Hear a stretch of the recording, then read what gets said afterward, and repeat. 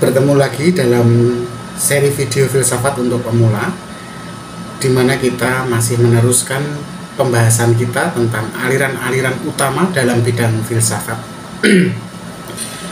Agak lain hari ini teman-teman, kita tidak akan terlalu filosofis karena kita akan masuk ke dunia seni dan sastra. Nah, kalau kemarin kita ngomongin tentang realisme dalam bidang filsafat atau realisme filosofis, maka hari ini kita akan mencoba melihat realisme dalam dunia seni dan sastra. Teman-teman, seni dan sastra itu punya kemampuan yang luar biasa untuk menggambarkan atau mencerminkan dunia yang sekarang ini kita hidupi. Nah, tapi seringkali ada perbedaan antara gambaran ideal yang muncul dalam sebuah lukisan atau dicerminkan lewat sebuah sastra dan realitas yang sebenarnya. Nah, teman-teman, realisme dalam seni dan sastra itu berusaha untuk memperlihatkan kehidupan sebagaimana adanya tanpa melibatkan romantisasi atau penggambaran yang sudah terdistorsi atau sudah dipangkas-pangkas gitu. Nah, dalam pandangan realisme dalam konteks sastra dan seni ya, keindahan itu tidak selalu ditemukan dalam gambaran yang sempurna, tetapi justru dalam kejujuran dan ketulusan ketika menggambarkan dunia. Nah, hari ini teman-teman, kita akan mencoba menjelajahi, meskipun kita bukan seniman atau sastrawan atau sastrawati, tapi kita coba menjelajahi lebih dalam bagaimana realisme bergerak dalam seni dan sastra, dan bagaimana realisme itu berfungsi di dalamnya. Juga bagaimana dia menantang pandangan idealisme mengenai dunia dalam bidang seni dan sastra. Baik, tapi sebelumnya penting bagi kita untuk mendefinisikan terlebih dahulu supaya pemahaman kita ini satu frekuensi. Jadi begini, realisme dalam seni dan sastra sebenarnya merupakan gerakan yang muncul di abad ke-19. Dan kemunculannya ini dipercaya sebagai reaksi pada aliran lain di dalam seni dan sastra yang disebut sebagai romantisisme. Jadi romantisisme ini itu modelnya adalah penggambaran dunia lewat seni dan sastra, tetapi lebih mengutamakan ekspresi emosinya, keindahannya, intuisinya, dan lebih menggambarkan realitas sebagai sesuatu yang ideal. Nah, romantisisme ini kemudian ditantang nih sama realisme, karena realisme ini lebih menekankan pada representasi kehidupan sebagaimana adanya, dengan tentunya segala keterbatasannya, segala ketidaksempurnaannya, segala kemenjijikannya dan keburukannya. Teman-teman, seni dan sastra realis itu sebenarnya tidak berusaha menciptakan dunia menjadi lebih ideal atau menjadi lebih indah, tetapi mereka justru lebih mengedepankan kebenaran sosial, penggambaran kebenaran psikologis dan moral mengenai kondisi manusia dan dunia dengan cara baik yang langsung atau directly digambarkan begitu, atau dengan kata lain tidak ada atributnya, tidak ada hiasan-hiasannya. dalam banyak hal realisme ini menuntut penggambaran yang sehari-hari, yang senyatanya bisa sebenarnya tanpa digambarkan pun kita bisa mengalaminya ya sehari-hari. Tetapi fokusnya itu bukan pada masyarakat kelas atas, tapi kelas menengah dan bawah. Maksudnya realisme ini kemudian lebih banyak berkutat pada isu-isu kelas menengah dan bawah, kelas yang biasa-biasa saja, bukan kelas atas yang punya lifestyle, punya selera yang seolah-olah lebih tinggi gitu ya. Nah, isu yang diangkat itu juga isu-isu yang sifatnya sosial dan lekat sekali dengan dinamika kehidupan kaum-kaum yang terpinggirkan. Nah, oke. Nah, sejarahnya gimana sih sebenarnya realisme ini muncul dan siapa saja tokoh utamanya? Nah, untuk menggambarkan sejarahnya kita akan mungkin panjang ya, tapi kita coba melihat dari tokoh-tokoh yang dari awal saja. Tokoh awalnya misalnya ya, itu di bidang sastra itu ada Honoré de Balzac ya. Dia seorang seorang sastrawan dari Prancis, seorang sastrawan realis. Lahirnya tahun 1799 sampai 1850 meninggalnya. Nah, dia ini, si Balzac ini dikenal karena dia menulis sebuah karya yang cukup monumental, judulnya La Comédie Humaine, yang dalam karya La Comédie Humaine ini menggambarkan masyarakat Prancis abad ke-19, tetapi penggambarannya ini dalam dan detail sekali. Dia kemudian fokus untuk menggambarkan karakter-karakter dari berbagai lapisan sosial. Tapi menariknya, di dalam karakter-karakter ini muncul ketegangan antara keinginan individual masing-masing karakter ini dengan norma-norma sosial. Jadi Honoré de Balzac ini salah satu tokoh awal sastra realis.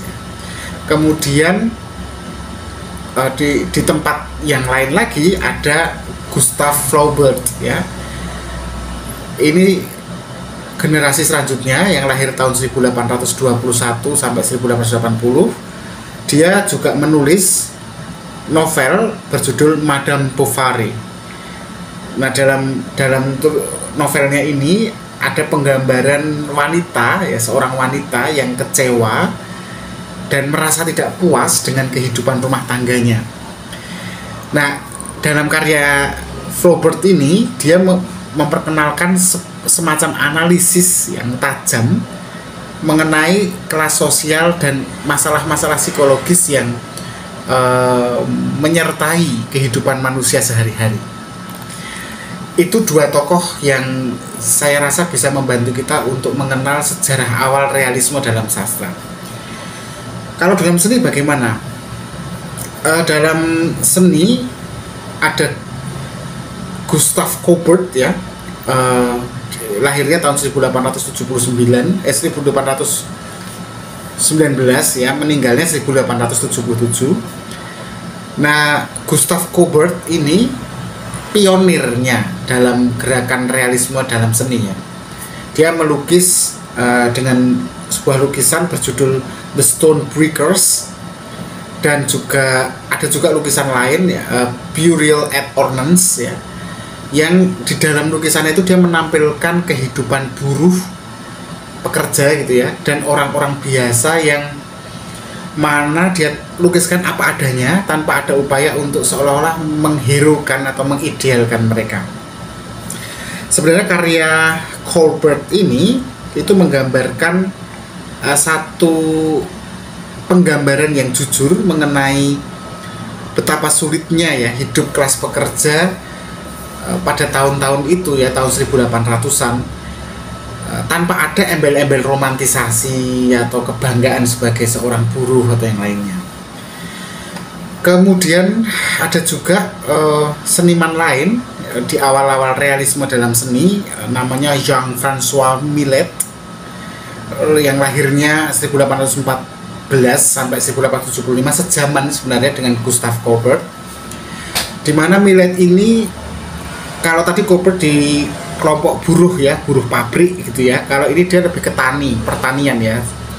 Dia melukiskan pekerja tani atau buruh tani yang hidup di pedesaan dan seringkali mengalami hidup yang keras, yang sulit ya secara ekonomi, dan itu dia gambarkan begitu saja tanpa ada hiasan. Lukisan yang terkenal menggambarkan tentang itu tadi adalah judulnya The Gleaners, dimana kalau teman-teman cek ya di Google itu The Gleaners, itu nanti ada 3 wanita sedang memungut sisa-sisa hasil panen yang kalau kita lihat itu tampak seperti ketekunan, tapi ketekunan di tengah keterbatasan, kemiskinan, sehingga itu muncul semacam keindahan, tetapi bukan keindahan yang diromantisasi atau keindahan yang ideal gitu ya. Nah,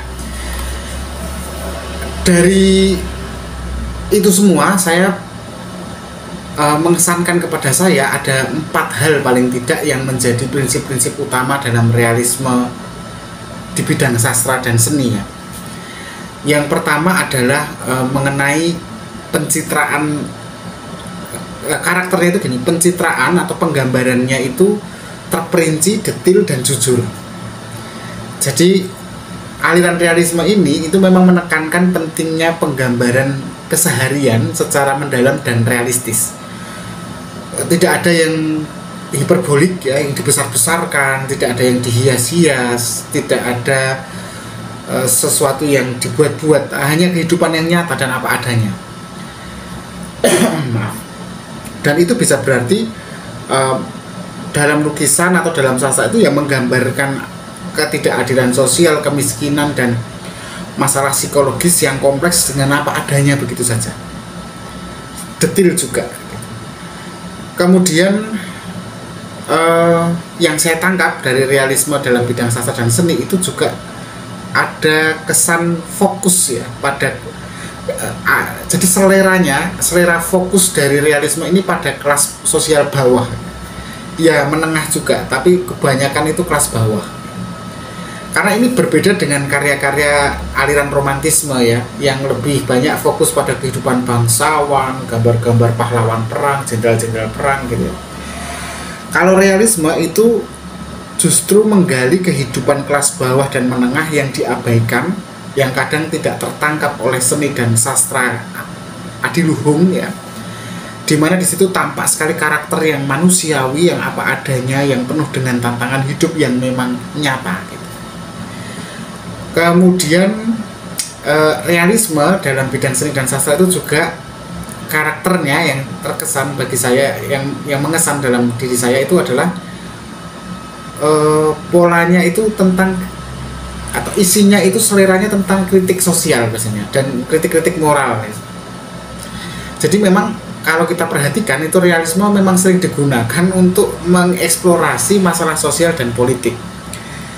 Maksudnya apa ya? Seperti misalnya ketidakadilan, kemiskinan, dan ketimpangan sosial itu betul-betul jadi makanan lezatnya bidang realisme ya. Dan biasanya itu dilakukan dengan cara atau penggambarannya itu dilakukan dengan langsung gitu ya, kadang keras gitu ya, kasar gitu penggambarannya. Kalau dalam lukisan ya detil dan lugas gitu. Sebenarnya ada tujuannya di balik itu semua ya, karena untuk mendorong pembaca atau penonton lukisan atau penikmat lukisan itu agar menghadapi kenyataan dan membangkitkan semacam keinginan untuk mengkritisi struktur sosial yang sudah ada. Nah, jadi apakah hari ini masih relevan ya ngomongin tentang realisme dalam bidang seni dan sastra? Bagi saya relevan ya, karena kalau kita lihat ya, realisme ini memberikan pondasi yang kuat untuk gerakan sastra modern yang munculnya nanti di abad ke-20. Misalnya muncul kemudian ada aliran berikutnya yang dikenal dengan naturalisme yang lebih ekstrim menggambarkan determinisme atau penekanannya pada bidang sosial dan bidang biologis. Kemudian aliran realisme ini juga memunculkan aliran lain, misalnya aliran psikologis yang dalam bidang lukisan yang lebih mengeksplorasi alam bawah sadar manusia misalnya ya. Nah, itu di bidang lukisan. Kalau di bidang sastra, wah banyak tuh penulis-penulis modern yang masih dipengaruhi sekali oleh realisme seperti James Joyce atau Virginia Woolf, di mana dia mengambil inspirasi dari teknik realis ya, untuk menciptakan karakter-karakter kompleks dalam dunia yang sangat detail dan rinci. Itu dalam sastra ya, dan seni. Dalam seni kontemporer sendiri itu realisme masih mempengaruhi ya. Dan kadang juga memang digabungkan dengan aliran lain seperti fotorealisme, atau juga sering-sering juga digabungkan dengan seni-seni yang lebih populer ya, seni pop ya. Jadi seni yang realistik ya itu masih relevan teman-teman, karena itu masih dibutuhkan sebagai cara untuk mendokumentasikan kehidupan agar bisa menggugah pemikiran-pemikiran sosial, pemikiran-pemikiran kritis yang masih dibutuhkan untuk memperbaiki segala ketimpangan yang ada hari ini, utamanya karena perkara konsumsi dan kapitalisme gitu. Nah teman-teman, realisme sendiri itu bukan satu aliran yang tanpa penolakan ya. Realisme itu tentu saja sangat ditolak oleh para penganut aliran romantisme, tadi sudah saya bahas. Tetapi juga selain romantisme, ada juga satu aliran lain yang juga keras menolak realisme ya, seperti aliran impresionisme. Karena kalau impresionisme dalam bidang lukisan itu kan fokusnya dia tidak fokus pada objeknya nyata atau tidak, tapi dia fokusnya malah pada cahaya, warna, dan efek visual yang berubah-ubah. Kalau realisme kan fokusnya lebih pada detail ya, detail yang nyata dan gambaran struktur kehidupan yang mendalam gitu. Nah kalau impresionisme itu impresionisme ini lebih tertarik pada kesan-kesan visual yang dihasilkan oleh momen-momen tertentu. Nah jadi jelas ya mereka bertabrakan, karena kan realisme tidak sibuk dengan visual ya, visual warna dan sebagainya. Dia justru lebih ya apa adanya, it is what it is. Kebenaran bagi dia itu menjadi indah ketika digambarkan apa adanya. Saya pikir cukup ya penggambaran mengenai realisme dalam bidang seni dan sastra. Tidak terlalu jauh berbeda maknanya dalam bidang filsafat sebenarnya, yaitu mengajarkan pada kita untuk melihat dunia tanpa penyamaran, sehingga dari situlah kita bisa menghargai kehidupan sebagaimana adanya, dengan segala keindahannya, kekurangannya, dan kesulitan-kesulitannya. Jadi teman-teman, seni itu tidak selalu tentang bagaimana kita menciptakan dunia yang ideal atau menghibur ya. Seringkali seni itu justru berfungsi membuka mata kita pada kenyataan yang kadang-kadang kita abaikan atau kita hindari bahkan. Justru dengan menghargai dan menerima apa yang ada di sekitar kita, kita itu didorong untuk terus membuka pikiran dan hati kita agar bisa lebih banyak belajar mengenai diri kita dan dunia di tempat kita tinggal. Terima kasih sudah menyaksikan kelas hari ini. Semoga bermakna. Bila ada kesalahan silahkan direvisi di kolom komentar. Sampai jumpa lagi. Tetap berpikir kritis.